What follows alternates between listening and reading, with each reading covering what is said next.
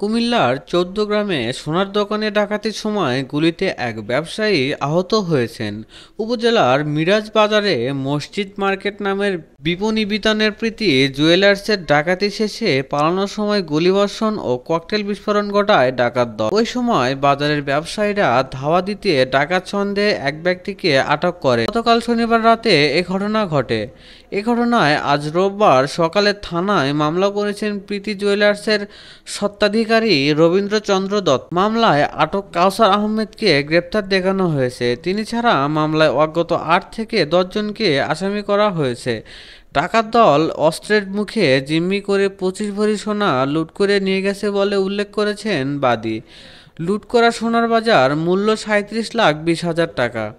এ মামলার এজাহারভুক্ত আসামি কাউসার আহমেদ রাজধানীর উত্তরখান থানার চানপাড়া এলাকার আবুল বাশারের ছেলে।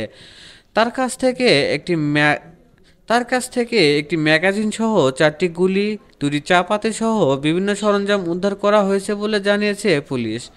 এছাড়া ডাকাতিতে ব্যবহৃত একটি মাইক্রোবাস আটক করা হয়েছে।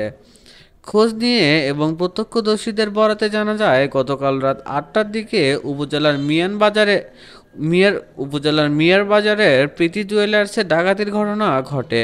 ডাকাতদের গুলিতে গুলিবিদ্ধ হওয়া মোশাররফ হোসেন মসজিদ মার্কেটের বিসমিল্লাহ টেলিকম নামক মুঠোফোনে দোকানের স্বত্বাধিকারী। তাকে কুমিল্লা মেডিকেল কলেজ হাসপাতালে ভর্তি করা হয়েছে। তার বুকের ডান পাশে গুলি লেগেছে। ওই ঘটনায় সিসিটিভি ফুটেজ ফেসবুকে ছড়িয়ে পড়েছে।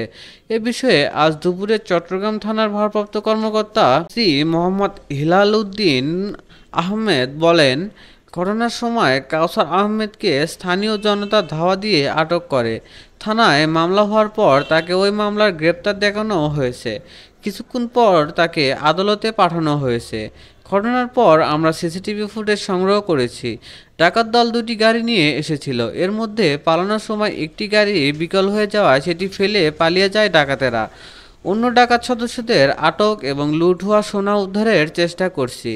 গতকাল সন্ধ্যা ৭:৩০টার দিকে ভাতিজা পলাশ চন্দ্র দত্তকে দোকানে বসিয়ে বাইরে বের হয়েছিলেন বলে জানান মামলার বাদী ও প্রীতি জুয়েলার্সের স্বত্বাধিকারী রবীন্দ্রচন্দ্র দত্ত।